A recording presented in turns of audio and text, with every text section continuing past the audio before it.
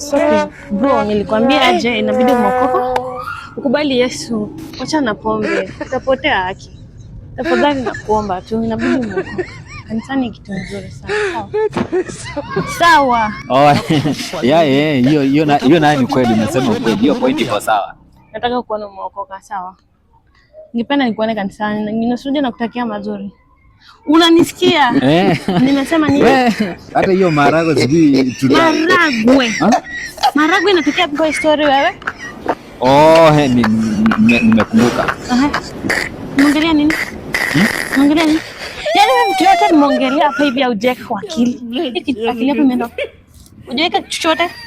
Kijana, hebu kwa na maana. Si unasikia? Sio focus na kitu kiweze kusaidia kwa maisha. Itakusaidia na nini? Itakulisha? Ndio. Itakulipia rent? Acha ujinga wewe. Focus.